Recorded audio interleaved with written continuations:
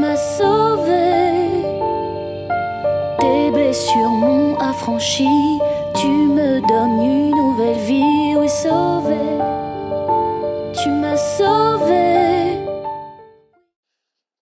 Shalom, shalom, shalom, shalom, bien-aimés dans le Seigneur, que Dieu vous bénisse. C'est toujours avec un énorme plaisir, une grande joie que je vous retrouve autour de la parole de Dieu. Aujourd'hui, nous sommes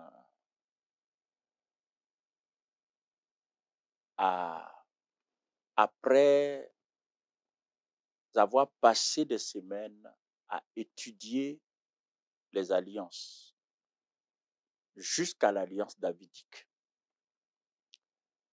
Nous avons observé un break.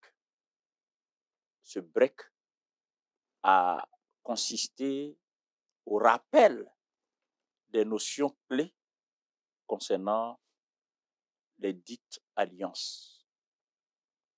Ce soir, pour prolonger le break, je voudrais vous soumettre la méditation de certaines des questions fondamentales de la Bible.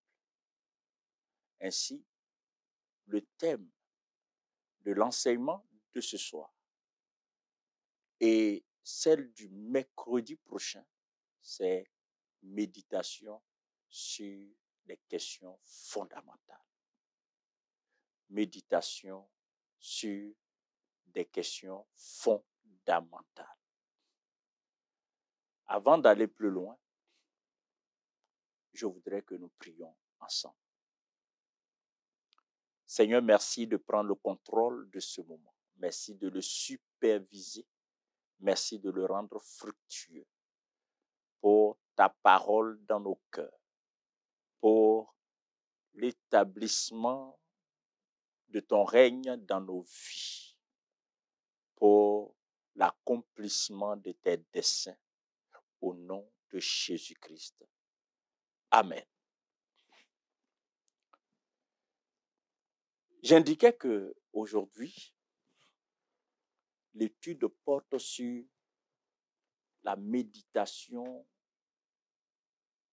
des questions fondamentales. Il est clair que la sélection des questions a été faite de façon arbitraire. D'une part et d'autre part, ce ne sont pas toutes les questions qui seront abordées. Ça nous prendrait des mois et des mois. Il y a quelques questions qui ont été sélectionnées. Aujourd'hui, je vais examiner 2 de ces questions avec vous. 2 ou 3 si le temps le permet. Et puis nous continuerons le mercredi prochain. Avant de vous exposer la première des questions que je considère comme fondamentale dans la Bible, je voudrais dire ceci. Quand on parle de questions, il faut savoir qu'une question, c'est une demande qu'on formule. C'est une interrogation en vue d'obtenir certains renseignements, certaines informations, de comprendre certaines choses. Quand on adresse une question à quelqu'un, l'objet de la question peut être, par exemple, d'amener l'individu à donner des informations ou à réfléchir, ou aussi l'amener à prendre conscience, à s'interroger lui-même et à faire autant pour moi, à faire une sorte d'introspection. Dans la Bible, plusieurs questions ont été formulées. est posée par différentes personnes, des questions émanant de différentes sources. Mais ce soir, ce que nous allons considérer, c'est des questions que Dieu a posées à l'homme. Et des questions que Dieu a posées à l'homme à travers certains de ses serviteurs. Donc, vous voyez, c'est bien catégorisé. Ce n'est pas toutes les questions qui vont faire l'objet de notre étude. Parmi ces questions, adressées par Dieu, adressées par le Saint-Esprit, adressées par Dieu à travers certains de ses serviteurs, à l'homme ou à des hommes, il y a la toute première que nous trouvons en Genèse chapitre 3, à partir du verset 8. Genèse chapitre 3. Et ça, c'est vraiment la toute première des questions de la Bible. Genèse 3, verset 8. Je vais rapidement vous lire ça. Genèse 3, verset 8. Du moins, c'est à partir du verset 8. Alors, ils entendirent la voix de l'Éternel Dieu qui parcourait le jardin vers le soir. Et l'homme et sa femme se cachèrent loin de la face de l'Éternel Dieu, au milieu des arbres du jardin. Verset 9. Mais l'Éternel Dieu appela l'homme et lui dit, où es-tu? Où es-tu? Voici devant nous la première question de Dieu à l'homme. Où es-tu? Telle que formulée, la question où es-tu, comme je l'ai indiqué plus haut, au-delà de l'information qu'on pourrait supposer que Dieu recherche, la question où es-tu vise à faire prendre conscience à Adam de la mutation qui s'est opérée dans sa vie, dans l'histoire de l'humanité. Donc, la question « Où es-tu » en apparence, s'adresse à la localité, au lieu où Abraham se trouvait. On pourrait, mais au-delà, quand Dieu disait « Où es-tu » tout naturellement parce que la Bible dit que Adam s'est caché. Adam et sa femme se sont cachés. Ils ne voulaient pas que Dieu les trouve. Donc, je veux partir de cette première compréhension. C'est la compréhension la plus apparente. On va prendre ça au premier degré. Adam, où es-tu? Dieu n'aurait pas posé cette question à Adam si Dieu l'avait trouvé au lieu où il le trouvait habituellement. Si Dieu l'avait trouvé à leur lieu de rencontre, à leur lieu de rendez-vous habituel, Dieu s'est vu obligé de poser cette question, premièrement parce que Adam n'était pas au lieu habituel. Il cherchait Adam. Vous savez que Dieu sait où est-ce qu'il nous rencontre tous les jours. Dieu sait à quel endroit il nous rencontre tous les jours.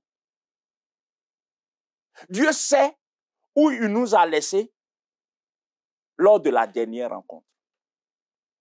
Dieu espère, chaque fois qu'il vient à notre rencontre, nous trouver à un endroit précis. Je voudrais donc, à la suite de la question que Dieu a posée à Adam, te poser à toi aussi qui m'écoutes ce soir la même question. Où es-tu par rapport à Dieu? Où es-tu dans ta relation avec Dieu? Dans quel environnement te trouves-tu en ce moment? Dans quel milieu te trouves-tu en ce moment? Où es-tu? Est-ce que Dieu n'est pas en train de te chercher, mon ami? Est-ce que tu es là où Dieu devrait te trouver? Est-ce que tu es là où tu es supposé être dans ta relation avec Dieu? Où es-tu? Où es-tu? Où es-tu? Nous amène à réfléchir à l'environnement dans lequel nous vivons notre vie spirituelle. À l'environnement dans lequel nous évoluons. Est-ce que tu es dans un environnement adéquat? Est-ce que tu es là où ta destinée peut s'accomplir? Est-ce que tu es là où le plan de Dieu pour ta vie peut se réaliser? Faisons très attention. Si nous connaissons l'histoire de l'humanité telle que la Bible la relate, nous savons que, et nous saurons que Adam et la femme ont changé d'environnement, se sont cachés parce qu'il y a quelque chose qui est entré dans leur vie. Parce que le péché a fait irruption dans leur vie. Et vous savez que bien souvent, le péché nous pousse à changer d'environnement. Le péché provoque des délocalisations, des déménagements. Soit un péché de désobéissance, ou une convoitise, ou des désirs non contrôlés. Parce qu'on veut ceci, parce qu'on veut cela, parce qu'on veut être ceci, parce qu'on veut être cela, parce qu'on n'est pas prêt à attendre le plan de Dieu pour notre vie. Parce qu'on n'est pas patient avec notre Dieu. Mes amis, quand Dieu avait créé l'homme, en Genèse chapitre 1, à partir du verset 26, Dieu dit, faisons l'homme à notre image, à notre ressemblance. Donc, l'objectif de Dieu, c'est qu'à terme, l'homme soit comme lui. Notez bien cela. L'objectif de Dieu en créant l'homme, c'était qu'un jour, l'homme soit comme Dieu. Mais vous savez ce qui s'est passé? Le diable est venu précipiter cette affaire-là. Le diable est venu dire à l'homme, voici un raccourci. Ah, tu vois l'arbre qui est à côté là, l'arbre de la connaissance du bien et du mal. Si tu manges ça, tu n'auras pas à attendre le temps que Dieu veut t'imposer là. Tu n'auras pas à attendre le temps auquel Dieu veut te soumettre. Tu n'auras pas à attendre tout le temps. Tu vas rapidement devenir comme lui. Il sera surpris même quand il va venir te voir. Et puis en peu de temps, tu es devenu Dieu.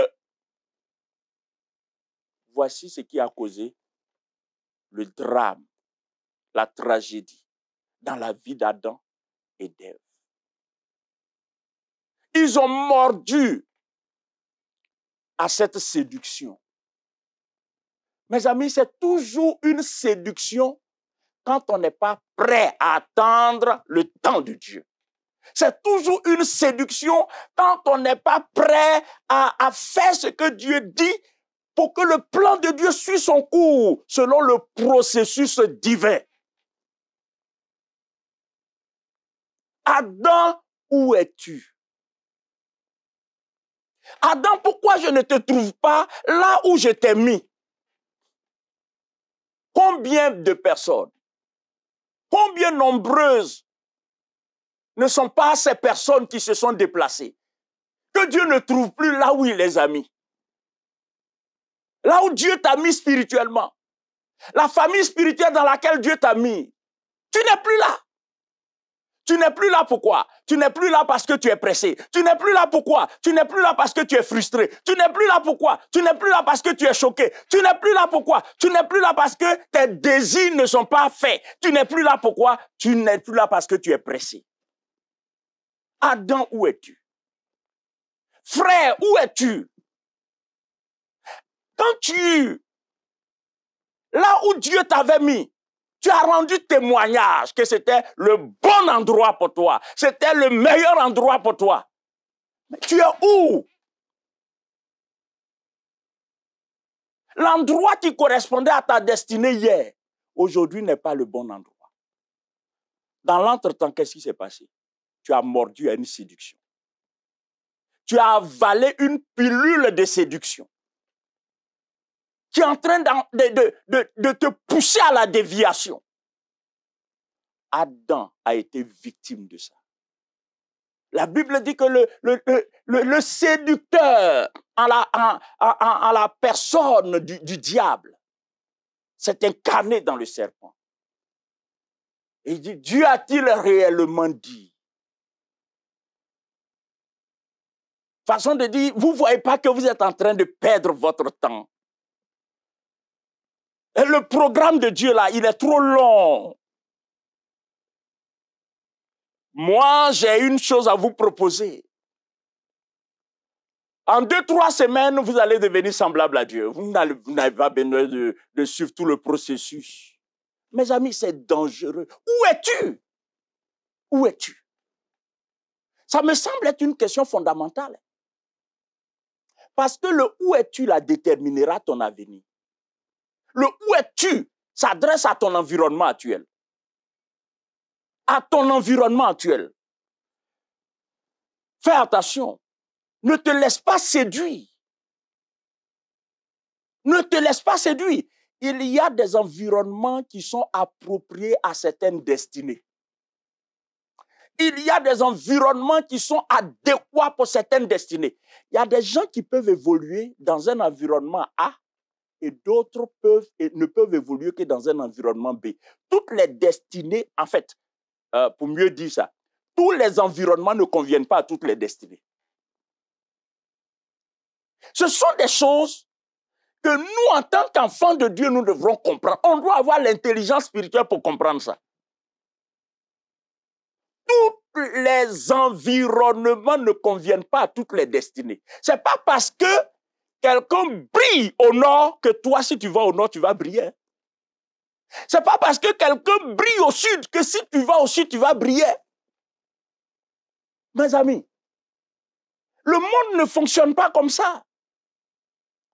Il y a l'impact de l'environnement, le poids de l'environnement, l'influence de l'environnement, qu'il soit géographique ou spirituel. Très important. Adam, où es-tu? Regardez avec quelle tristesse Adam a répondu. Je me suis caché. J'ai entendu ta voix et je me suis caché. Ça me fait penser à ces bien-aimés qui aujourd'hui sont obligés de se cacher parce qu'ils se sont déplacés. Et ils sont remplis d'amertume parce qu'ils se sont séparés de l'église de Dieu, de la maison de Dieu, de leur famille spirituelle. Personne ne les y a obligés. Mais simplement parce qu'ils ont mordu à la maison de la séduction, à la part de la séduction. Comme autrefois, Adam a mordu à la part de la séduction. Dieu a-t-il réellement dit? Ne savez-vous pas que si vous mangez le fruit de l'arbre, de la connaissance du bien et du mal, vous deviendrez comme Dieu, vos yeux vont s'ouvrir. Vous ne serez plus dépendant de Dieu. Et voici les éléments qui nourrissent notre précipitation. On veut ceci, on veut cela, on veut ceci, on veut cela. Parce que nous ne comprenons pas qu'il y a un temps pour que certaines choses mûrissent. Même dans la nature. Quand des fruits se forment sur un arbre, il y a un temps requis pour que les fruits là mûrissent. Pour que ces fruits mûrissent.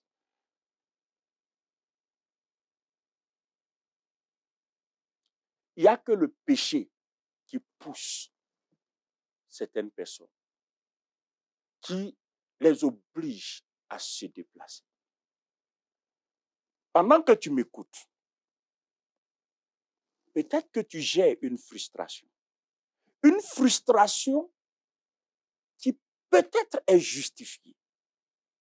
Mais vous voyez, ce n'est pas parce qu'une frustration est justifiée qu'elle doit occasionner un déménagement. Parce qu'au fond, Dieu peut utiliser une frustration là où tu es pour ta propre formation, pour te rendre plus fort, pour te bâtir davantage.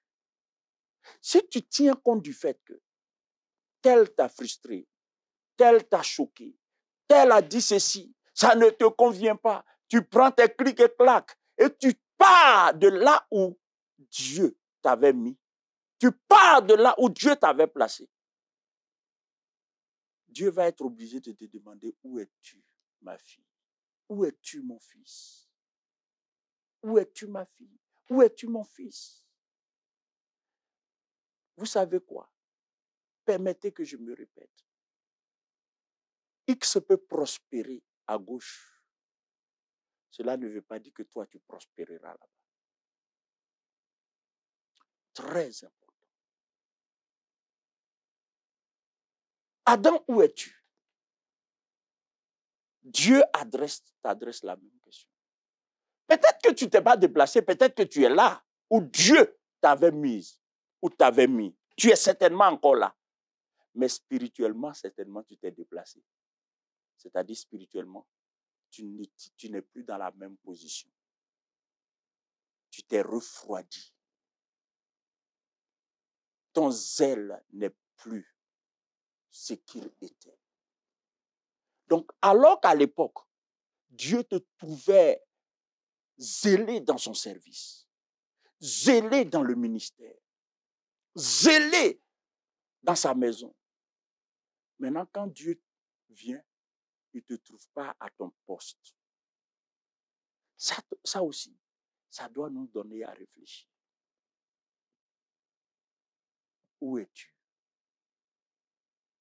Où es-tu? À quel niveau te trouves-tu?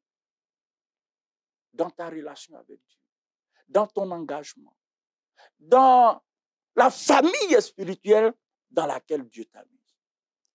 Où es-tu? Où es-tu? Peu importe ce qui s'est passé, tu peux te ressaisir. Peu importe, tu peux te ressaisir. Tu peux te ressaisir et revenir là où Dieu veut te voir. Et être là où Dieu veut te voir. Et être là où Dieu t'a positionné. Parce que Dieu sait ce qu'il fait. C'est Dieu qui prend une personne et l'introduit dans une famille spirituelle. Parce que Dieu sait que toi seulement, là, ta destinée ne peut se réaliser pleinement que dans cette famille. Or, malheureusement, dans la famille, il n'y a pas que des anges. Il y a aussi des êtres qui ressemblent à des démons. C'est-à-dire, il y a des faiblesses. Ces faiblesses-là, dans leur expression, peuvent provoquer des chocs, des frustrations, des découragements. Ne tiens pas compte de ça pour quitter le lieu de prédilection de ta destinée. Ce serait une faute grave. Après, certaines personnes prennent des décisions aux conséquences incalculables, aux conséquences dramatiques. Que Dieu t'en préserve. Si le Seigneur, dans sa grâce, te permet d'écouter ce message aujourd'hui, c'est pour t'amener à prendre conscience. Il n'y a pas un seul endroit où on ne fait pas de tort à quelqu'un. Il n'y a pas un seul endroit où il n'y a pas de frustration. Il n'y a pas un seul endroit où tout est parfait. Ne regarde pas à tes blessures. Ne regarde pas à tes frustrations. Ne regarde pas non plus à ton désir, à la précipitation. Accepte d'aller au rythme de Dieu. Accepte de te soumettre au processus de Dieu. Dans le livre de Job, il avait été dit à Job qu'il se garde de mal agir parce que la souffrance qu'il traversait, à laquelle il était confronté, le disposait à mal agir. En effet, la souffrance peut conduire l'homme à prendre de mauvaises décisions. La frustration peut amener l'homme à prendre de mauvaises décisions. Le but du diable, c'est que tu sois délocalisé. Le but du diable, c'est de précipiter un déménagement, spirituellement parlant. Un déménagement par rapport à ta famille spirituelle. Il précipite ça et tu penses que, waouh, voilà, je suis parti de là, je suis content, mais tu ne sais pas ce qui va arriver. Tu es très loin de savoir ce qui va arriver. Tu peux te ressaisir. Tu peux te ressaisir. Tu peux te ressaisir. Vous savez, quand vous observez la forêt, sur la face de la terre, vous verrez qu'à des endroits précis, on rencontre des espèces d'arbres. Mais il y a des espèces qu'on ne trouve pas ailleurs. Parce que tous les climats ne conviennent pas à toutes les espèces. Il y a des arbres, il y a des plantes qui évoluent mieux dans les climats tropicaux. Il y a des espèces d'arbres, de végétaux, qui ne s'épanouissent que dans des climats tempérés. Ainsi de suite. Dieu sait le climat qu'il te faut. Dieu sait l'environnement qu'il te faut.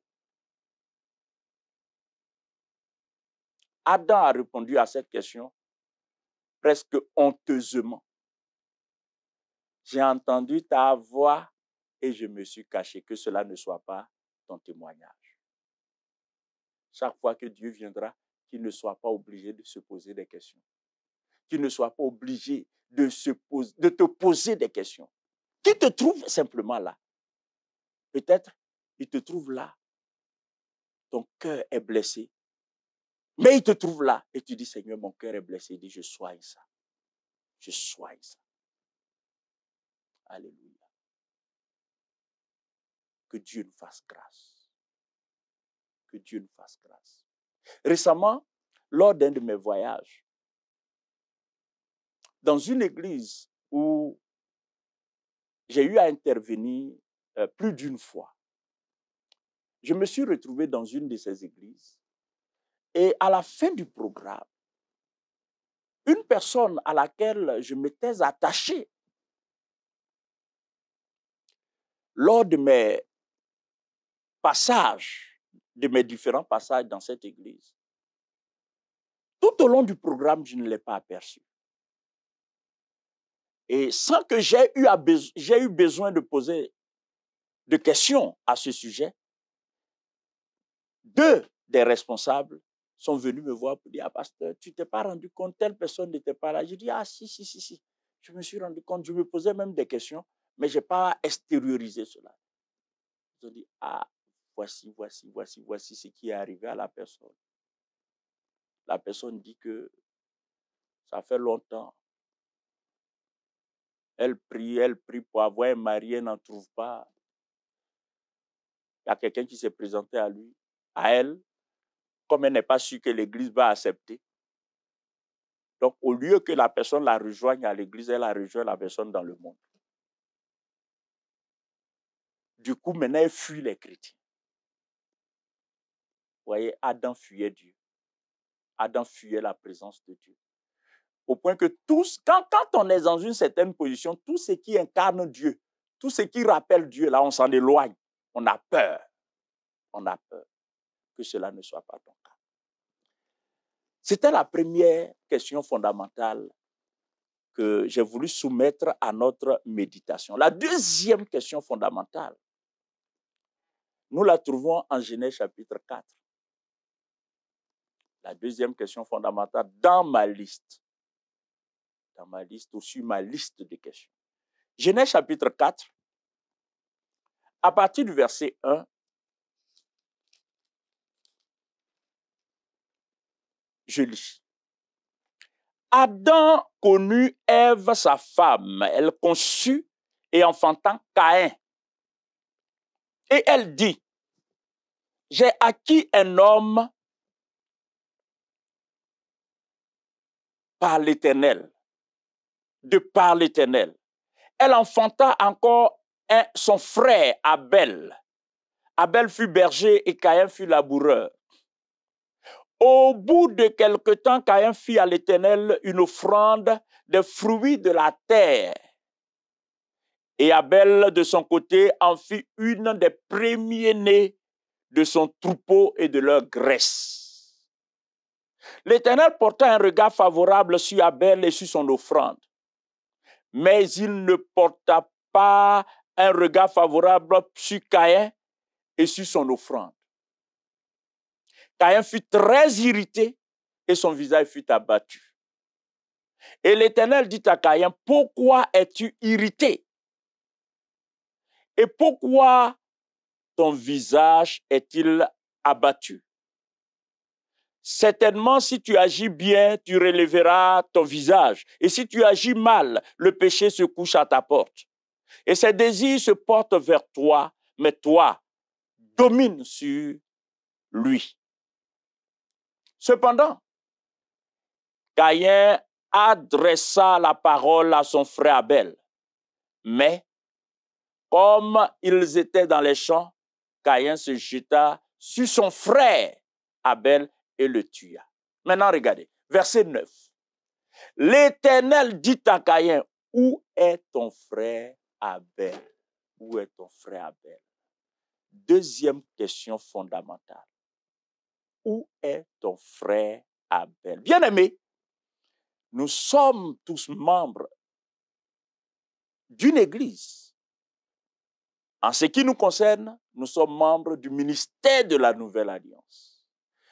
Parmi vous qui m'écoutez, il y en a qui sont membres d'une église. Et étant membre d'une église, on marchait avec un frère, on a marché avec une sœur, on a marché avec des frères, on a marché avec des sœurs qui depuis longtemps sont absents aux réunions, aux cultes, qu'on ne voit plus.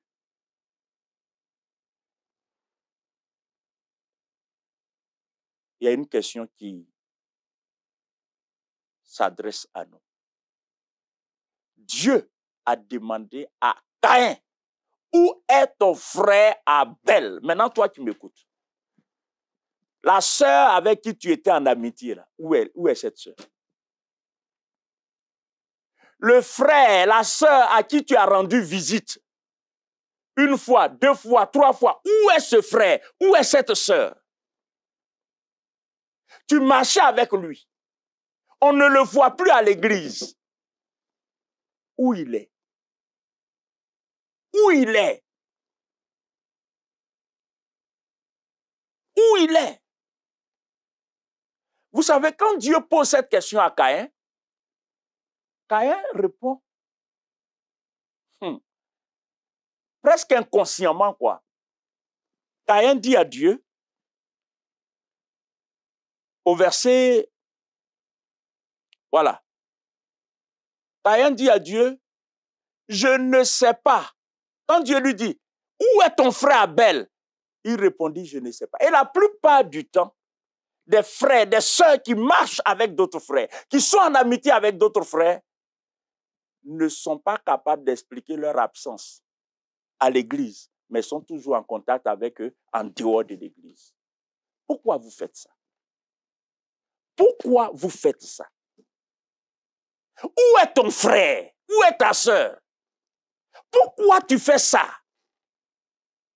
Qu'est-ce que tu as fait qui a motivé le départ de ton frère de l'église? Qu'est-ce que tu as fait qui a motivé le départ de ta sœur de l'église? Qu'est-ce que tu as fait qui a motivé le départ de telle sœur, de telle personne de l'église? Qu'est-ce que tu as fait? Réfléchis. Donc Dieu amène des gens dans sa maison et toi tu travailles à les faire partir par des propos non réfléchis, par des comportements inappropriés, par ta méchanceté. Et quand ces personnes-là ne viennent pas à l'église et qu'on te demande, eu égard à votre proximité, eu égard au fait que tu as rendu visite à la personne, eu égard au fait que tu marches avec cette personne, eu égard au fait que pendant un moment, on croyait que vous vous rendiez visite. En considérant tout ça, on te dit, mais le frère là, non, je ne sais pas. Je ne sais pas. Moi-même, quand je l'appelle, c'est difficile de la voir, je ne sais pas. Quelle méchanceté. C'est à quoi tu joues, frère? À quoi tu joues, sœur?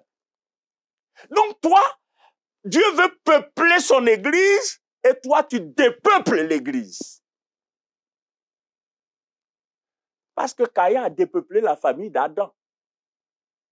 Adam, selon le contexte, en tout cas, n'avait que ces deux garçons-là, Caïn et Abel. Caïn a tué Abel. Caïn a tué Abel. Je ne suis pas en train de dire que tu es un meurtrier. Mais vous savez, la Bible parle de plusieurs sortes de meurtriers. Tu peux tuer ton frère spirituel. Tu peux tuer ta soeur spirituelle. Oh, ce frère qui était venu à l'église, cette soeur qui était venue à l'église et qui était toute contente, le frère qui était tout heureux, il était content, il dit j'ai retrouvé une famille, je suis dans la maison de Dieu, en fait Dieu merci, tu m'as donné une famille. Et depuis que tu as commencé à fréquenter le frère, depuis que tu as commencé à fréquenter la soeur, c'est fini.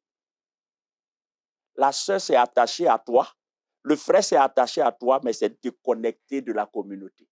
C'est déconnecté de la communion fraternelle. C'est déconnecté de l'église. À quoi tu joues?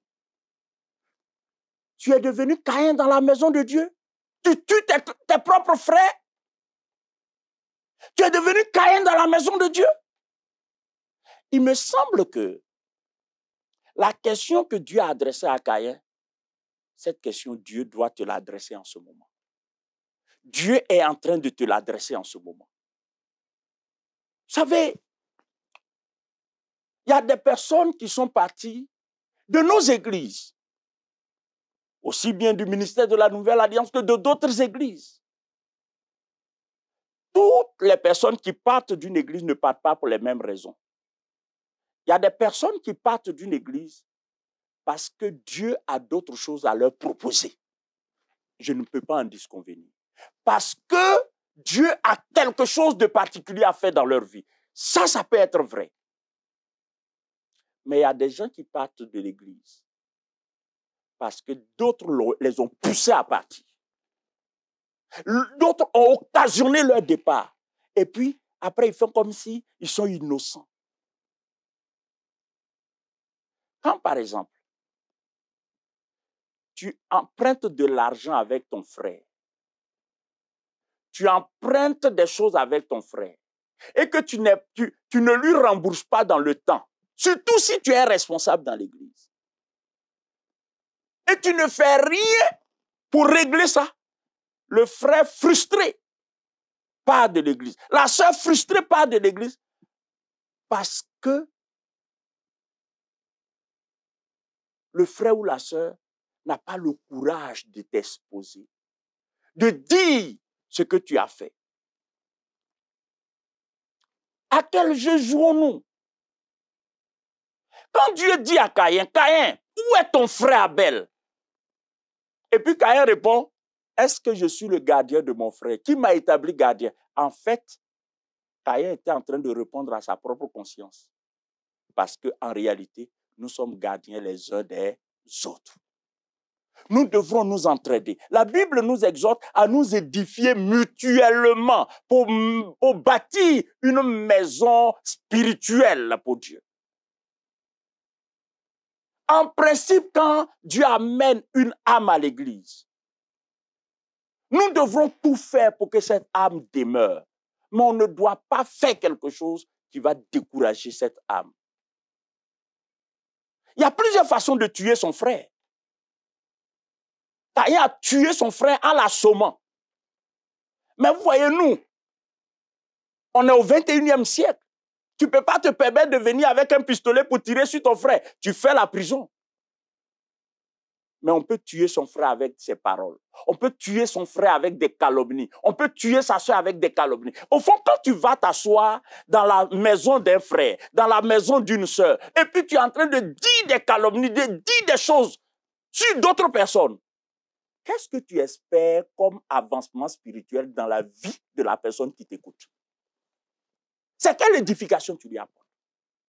Tu vas t'asseoir ou tu prends ton téléphone, tu appelles telle personne, tu appelles telle autre personne. Ah, mon frère, tu sais quoi? Tu n'es pas au courant. Moi, je vais te dire ça. Moi, je vais te dire ça. Je veux considérer même que ce que tu dis est vrai. Qu'est-ce qui te donne l'autorisation de le faire? Je veux considérer que ce que tu dis est vrai. Mais qui t'a établi pour dire ces choses? Et puis, dans quel but tu le fais? Dans quel but tu le fais?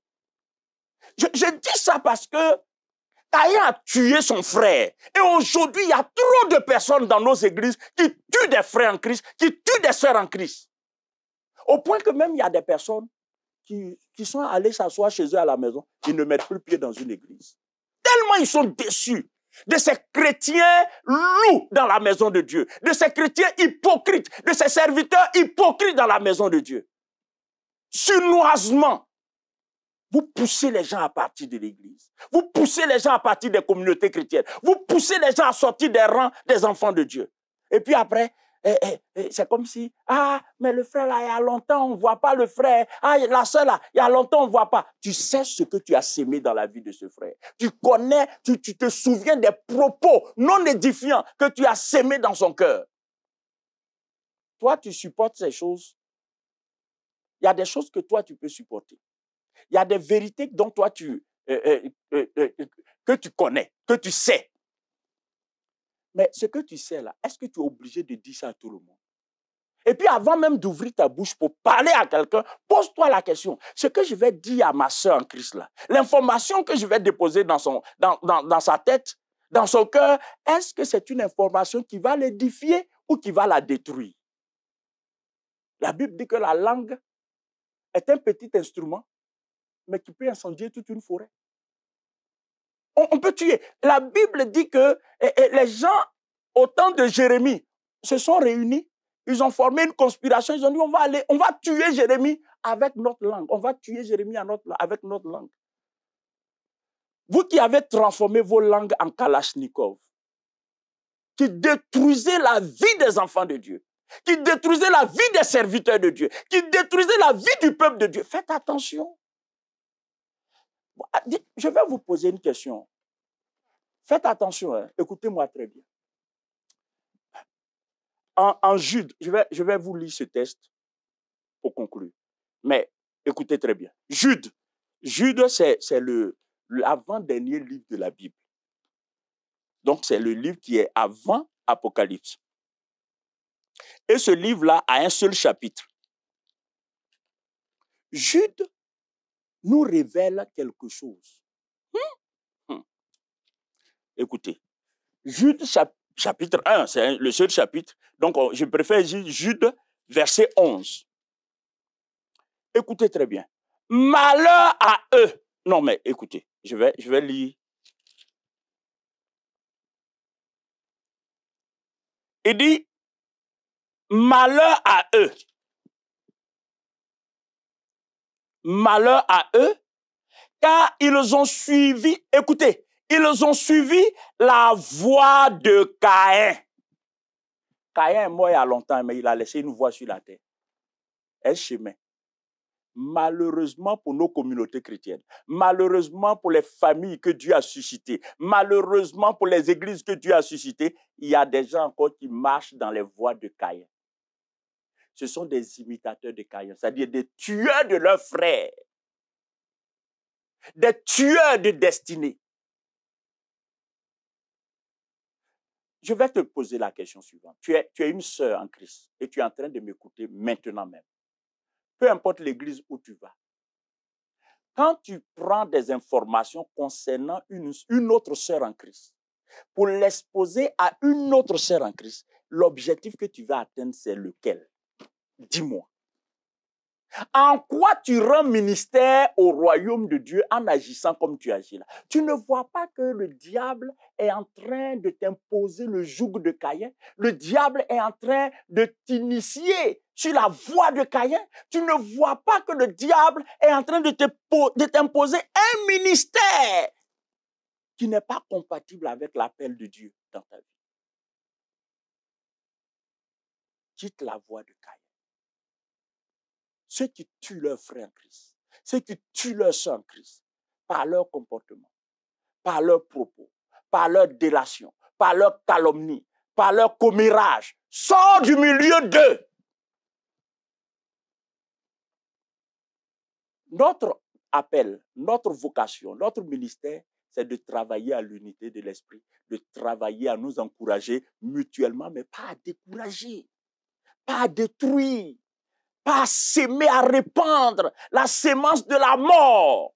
Tu es un responsable, tu es une responsable, tu es un pasteur, tu es une évangéliste, tu es dans la maison de Dieu. Qu'est-ce que tu dis à ceux à qui tu rends visite?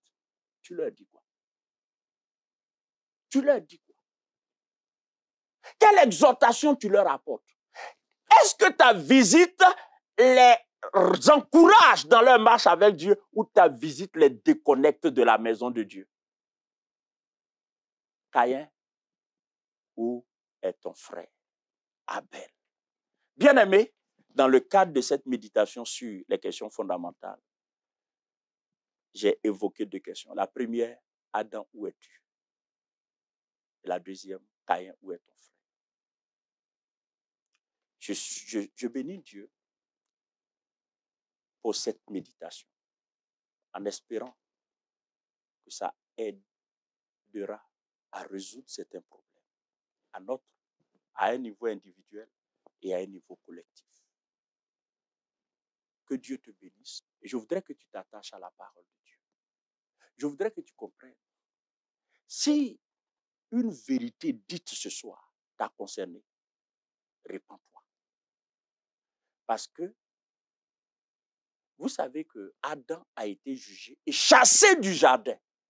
Caïn aussi a été jugé et le sceau du vagabondage a été apposé sur sa vie. Fais attention.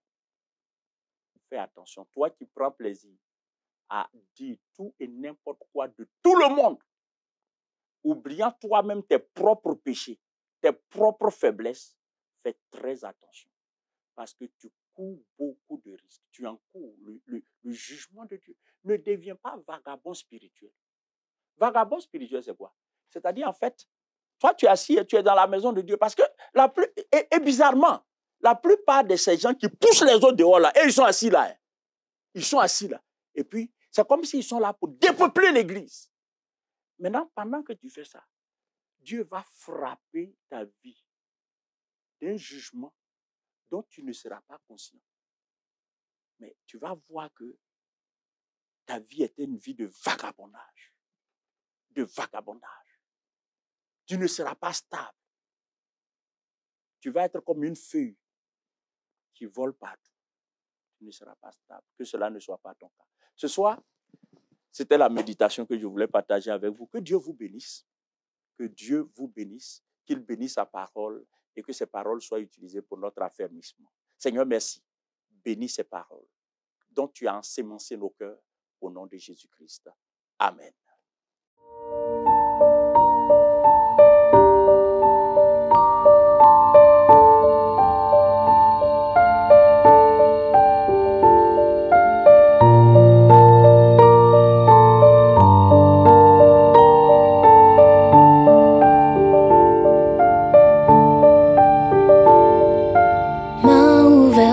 Cœur brisé, ton sang versé m'a lavé, oui sauvé, tu m'as sauvé.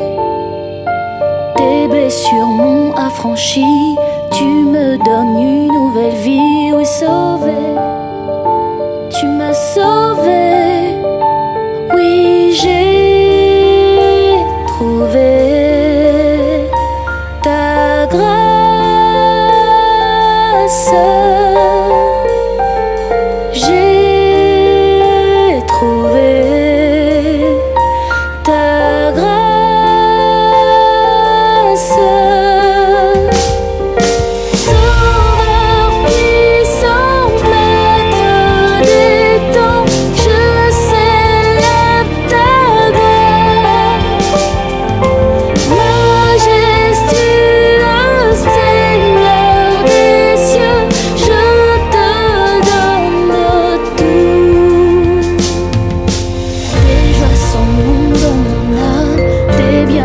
Chaque jour t'acclame.